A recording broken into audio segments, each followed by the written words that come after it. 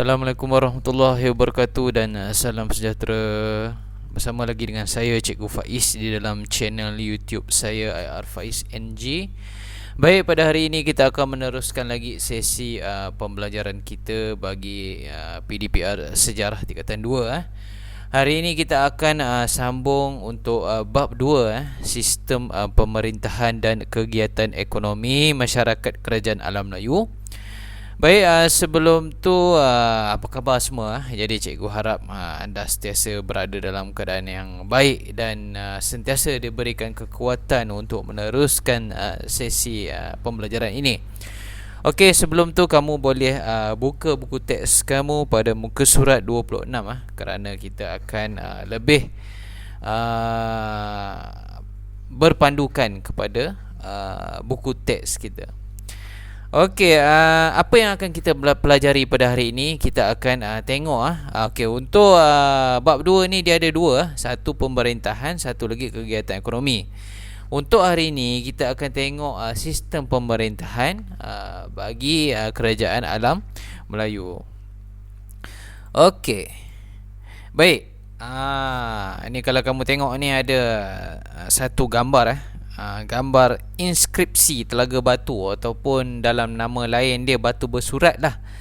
Okey, batu ni dia ditemui di Sriwijaya dan mungkin dijangkakan telah wujud pada abad ke-7 lagi. Okey. Jadi inskripsi Telaga Batu ni menceritakan tentang sistem pemerintahan kerajaan di Sriwijaya.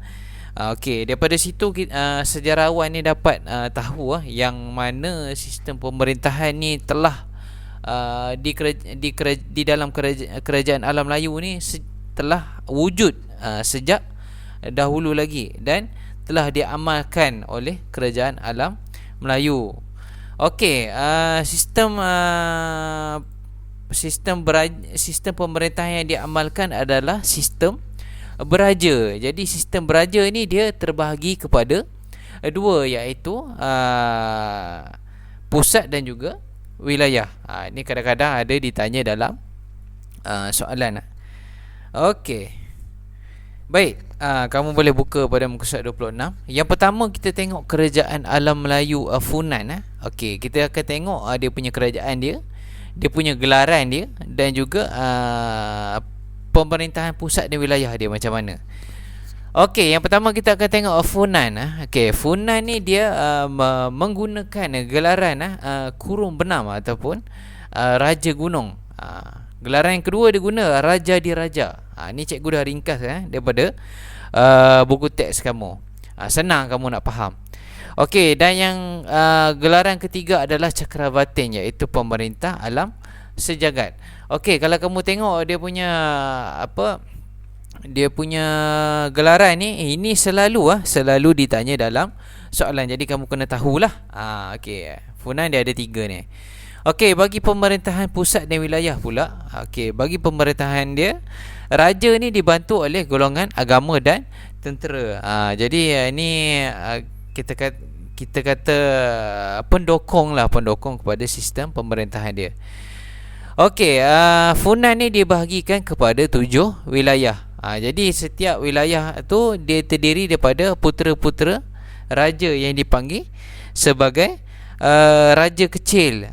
Jadi mereka ni kira yang memerintah wilayah-wilayah inilah. Ini pun kadang-kadang ada ditanya dalam soalan. Okey, baik, seterusnya Kerajaan Alam Melayu Champa. Champa tadi Funan ni Champa. Okey, dia ada pakai untuk raja dia memakai gelaran Raja di Raja.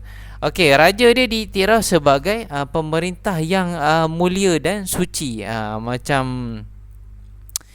dewa lah senang cerita. Raja dikaitkan dengan Dewa Siwa. Jadi kalau kamu tengok sini, kaitan dia dengan Dewa Siwa ni menunjukkan bahawa pengaruh Hindu masa tu sangat kuat dalam Kerajaan Alam Melayu Champa.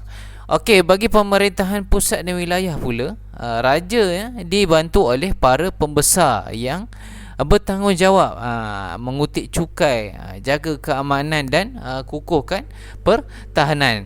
Okey, untuk kerajaan alam Melayu Champa ni, dia dibahagikan kepada 5 wilayah, iaitu Indrapura, Amaravati, Wijaya, Kautara dan juga Panduranga. Okey, ini pun kadang-kadang ada ditanya dalam soalan, jadi kamu kena tahu.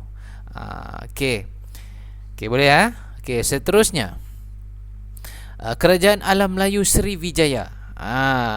Ni ada dalam konteks kamu ni, kamu boleh tengok muka surat 26. Okey, dalam kerajaan Alam Melayu Sriwijaya ni, raja dia dianggap mempunyai unsur kesaktian. Maksudnya mungkin macam ada satu spiritual power lah. Okey, raja dia dianggap sebagai bodhisattva, iaitu peranan raja sebagai Buddha di bumi. Okey, raja dia digelar sebagai raja di gunung dan maharaja di pulau. Ni pun kadang-kadang ada ditanya dalam soalan, jadi kamu kena tahu. Okey, untuk pemerintahan pusat dan wilayah dia, raja ni dibantu oleh Yuvaraja, putera mahkota Pratiyuvaraja sebagai raja muda dan juga raja Kumara. Ini pun selalu ditanya dalam soalan. Okey, raja juga dibantu oleh golongan agama, tentera, hakim, pemungut cukai dan juga penjaga harta kerajaan.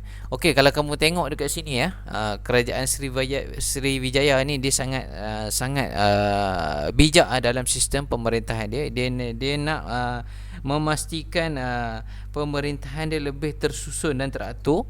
Jadi dia dah ada hierarki dia dalam membantu untuk memajukan sistem pemerintahan dia. Okey, dia untuk kerajaan Alam Melayu Sriwijaya ni, bagi wilayah dia terbagi kepada 2, iaitu kedatuan yang ditadbir oleh datu keturunan raja dan juga peradatuan, iaitu datu yang bukan daripada keturunan raja. Sriwijaya ni dulu dia merupakan antara kerajaan Melayu yang Alam Melayu yang kuat. Jadi dia ada meluaskan kuasa dia. Jadi tempat-tempat yang dikuasai ataupun dijajah oleh dia akan ditadbirlah sama ada oleh kedatuan ataupun peradatuan. Nanti kita tengok ada kaitan dia dengan kerajaan Alam Melayu yang lain. Okey, bagaimana pula di kerajaan Alam Melayu Angkor? Okey, raja dia gunakan gelaran Dewa Raja. Dewa Raja yang mengaitkan raja ini sebagai dewa. Jadi kuasa kedua dan ketiga yang penting selain daripada raja, iaitu Permaisuri dan juga Raja Muda. Ini pun juga selalu ditanya dalam soalan. Okey, bagi pemerintahan dia pula macam mana? Pemerintahan pusat dan wilayah dia, raja ni dibantu oleh para pembesar, orang berkaitan dengan keagamaan, kehakiman, keselamatan dan juga perbendaharaan. Okey, Angkor ni dia dibahagikan kepada wilayah. Lepas tu dia ada daerah. Lepas tu dia ada pula daerah kecil dan juga kampung. Ini pun kadang-kadang ada ditanya dalam soalan, jadi kamu kena tahu. Okey, seterusnya Majapahit, kerajaan Alam Melayu Majapahit. Okey, untuk kerajaan Majapahit, raja dia menggunakan gelaran Maharaja, Seri Maharaja dan juga Seri Batara. Okey, pemerintahan pusat dan wilayah, raja ni dibantu oleh Sabta Prabu. Siapa dia Sabta Prabu ni? Sabta Prabu ni dia adalah majlis penasihat diraja daripada kerabat diraja. Ini selalu ditanya dalam soalan. Dia tanya, kadang-kadang dia tanya apakah yang siapakah Sabta Prabu ataupun apakah peranan Sabta Prabu, lebih kurang macam tu lah. Jadi kamu kena tahulah. Okey, untuk kerajaan Majapahit ni dia dibahagikan kepada 14 wilayah. Setiap wilayah tu dipecahkan pula kepada kabupaten, kawadanan, pakuan dan juga kebuyutan. Kebuyutan ni di daerah kecil serta kampung lah. Ni kamu kena tahu. Okey, seterusnya Kedah Tua. Okey, Kedah Tua ni dekat negara kita lah, dekat Malaysia. Kerajaan Alam Melayu yang dekat Malaysia dulu. Okey, Kedah Tua ni dia tak ada gelaran raja. Dia tak ada gelaran raja. Corak pemerintahan pusat dan wilayah dia dibayangi Kerajaan Besar Alam Melayu Sriwijaya. Kerana Kedah Tua ni dia merupakan sebahagian daripada taklukan ataupun jajahan daripada Sriwijaya. Jadi pentadbiran dia yang mudah. Pentadbiran dia mudah ketua. Okey, ketua akan menguruskan perdagangan dan juga keagamaan. Untuk mengetahui kamu, Kedah Tua ni juga menjadi sebahagian daripada Perdatuan Kerajaan Sriwijaya. Apa dia Perdatuan ni tadi? Kita dah tengok tadi ya. Perdatuan ni datu bukan keturunan raja. Okey. Baik. Seterusnya, yang terakhir kita tengok Gangga Negara. Okey, Gangga Negara ni pun sama. Gangga Negara ni di negara kita lah, di Malaysia lah. Kerajaan Alam Melayu yang pernah wujud di negara kita. Okey, Gangga Negara ni dia tak ada gelaran raja. Bagaimana pula pusat pemerintahan dan pemerintahan pusat dan juga wilayah dia? Struktur pemerintahan dia tak jelas, tetapi dia menggunakan sistem pemerintahan beraja lah. Sekadar yang diketahui oleh sejarawan. Okey, raja memajukan perdagangan dan hal ehwal keselamatan. Okey, baik, itu saja untuk pengenalan lah untuk sistem pemerintahan. Jadi kamu kena tahulah. Jadi dalam sistem pemerintahan ni dia ada dua golongan. Ada golongan pemerintah dan ada golongan yang diperintah. Okey, golongan pemerintah dan juga golongan yang diperintah ni merupakan dua golongan utama yang ada dalam struktur sosial masyarakat Kerajaan Alam Melayu, dan kita akan belajar lebih lanjut pada bab seterusnya nanti. Baik, setakat itu saja kelas kita pada hari ini. Kepada pelajar cikgu, sila lengkapkan tugas yang telah cikgu berikan. Jika anda faham dan berminat dengan video cikgu, jangan lupa like, subscribe dan juga share video cikgu, sehingga kita berjumpa lagi pada kelas yang akan datang untuk subtopik 2.2 bagi kegiatan ekonomi pula. Sekian, itu sahaja. Terima kasih.